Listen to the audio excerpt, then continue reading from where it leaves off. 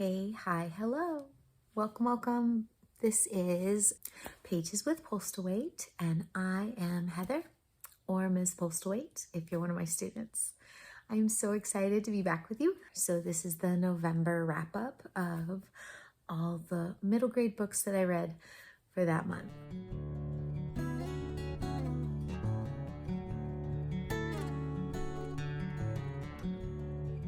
I did pretty good, but I'm actually going to start with my DNF. I don't DNF very often. I try to finish the books that I start because, a lot of times they do get better as they go in, but there's a ton of books out there and I want to read as many as possible. So why waste your time on things that you're not enjoying? So I do every once in a while DNF if something's just not my thing. I did DNF this one. It's a graphic novel. It's called 7 Good Reasons Not to Grow Up. It's a pretty comic book heavy kind of book. The pictures are fantastic. I just didn't really enjoy the storyline. I kind of got lost and a little bit bored. You have a main character who's trying to change the world with good deeds, but he does them in weird ways, and it's very complicated. I don't know. It's not for me, but it might be for you. A whole cast of characters. I know I'm getting a lot of glare there, but you have a whole slew of different characters there that all come together and try and, I guess, make the world a little bit better place. It was just kind of obnoxious. Sorry. I usually don't mind that, but I just couldn't get into that one. So what I did finish, and I was going to go kind of in order of what I read. I cheated last month and I finished Witchling on November 1st, but I counted it in October. So even though it's technically in my reading journal as a November read, I've already talked about it. So I'm going to skip that one and talk about Blackbird Fly. This one's been out a little while, and it is more of a back list of somebody you may have heard of, which is Erin Entrada Kelly, who I think has a Newbery Award winner that she's written. So this is one of her earlier books that maybe isn't quite as well known. So 12-year-old Apple Yanko is our main character in this one. She lives with her mom, who is a widow, and they came to the United States when Apple was fairly young and her father had passed away. They are from the Philippines, and her mother, I think, is a nurse. And Apple has some friends at the beginning of this that she's trying to figure out if she still fits in with them. And the bullying in this book is extreme. It's heavy, it's hard-hitting, it was painful. I teach middle school. I have seen bullying, and I've seen ugly bullying because it happens at that age. It's an awkward age. This was traumatic. It was really hard. So a kid that has been bullied might really enjoy this book, but it takes a long time in the story to get for Apple to have some positive things happening. The friends that she does end up with in this book are fantastic, and I love that. She is definitely experiencing racism.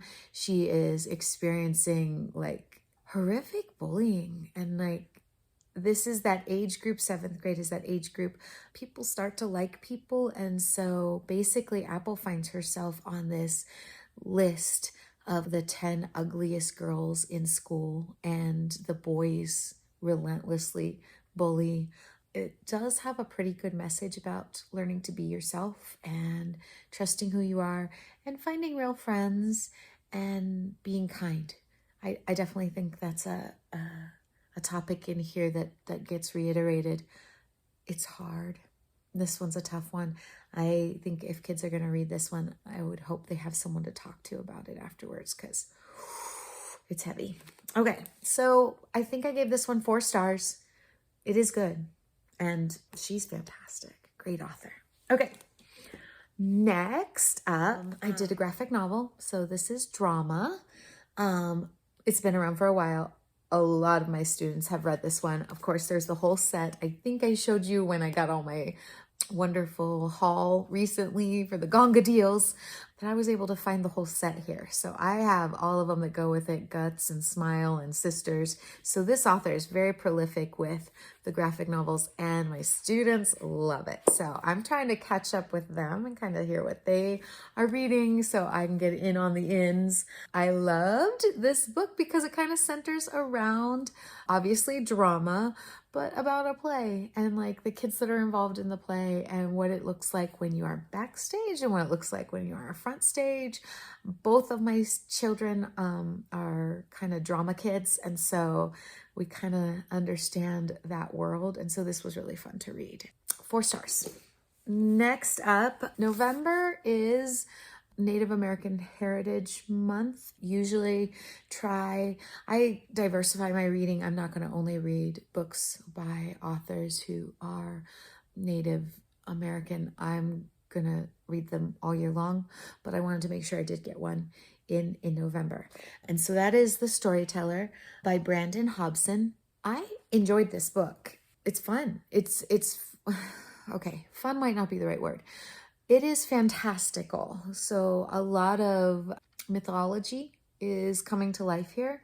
And we have a main character, Ziggy, who struggles a little bit. I don't think it ever came right out and said it, but I don't know whether it's due to trauma or if Iggy's maybe on the spectrum, but we definitely have a protagonist who is, I want to say, neurodivergent. And so they struggle in some ways in communication and getting things across to people.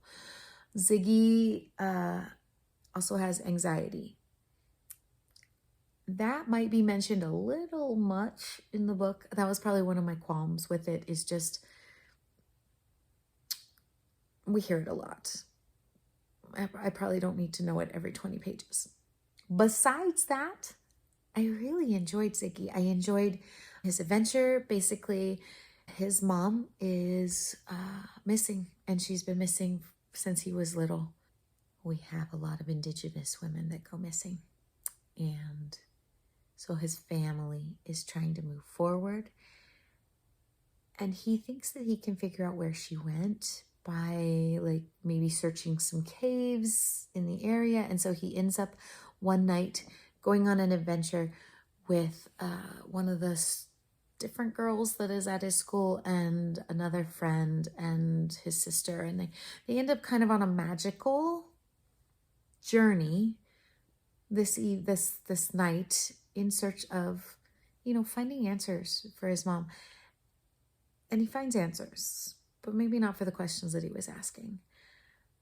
I loved getting to know some of the mythology and belief systems maybe that kind of go with this. Ziggy's heritage kind of comes from Cherokee. I enjoyed that element there. It's very short. It can be a little heavy. 4 stars. It was 3.5, but I kind of bumped it up to 4. So 4 stars. Finally, I read Momo Arashima Steals the Sword of the Wind. This was one of the books, this is the book that my student book club is reading right now. And so that's kind of fun. I'm reading it with some kids at my middle school. Look how cute the front cover is. So this is obviously Momo. And she ends up on this adventure with our talking fox Nico and a frenemy, somebody that used to be her friend and kind of drifted apart, and maybe we're coming back together, and that is Danny. Okay, so Momo, Danny, and Nico have to go and fight a demon that's coming from the underworld that's attached to an island that her mother, turns out her mother is a kami, or a goddess basically in Japanese lore, and she is then a half goddess, I guess, half god, so has ties to that world. If you like Percy Jackson, if you like mythology, if you like Japanese mythology, if any of that sounds good, this is a fun ride. It's a very fun story. I finished it early because I wanted to finish it in November, but my students are still reading it. We're having a fun time with it. I'm looking forward to the next installment of this. Again, 4 stars. So those are the books that I read for November. I enjoyed them. Kind of a different group, I guess. Nothing that was a 5-star read, but still some pretty solid, good books. So that's my November middle grade read. Hey, if you feel like leaving a comment or adding something, maybe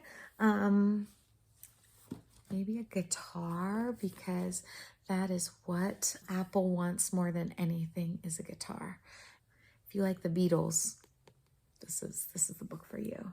I hope you've had a great month, and that wraps that up for me, and we'll see you on the flip side.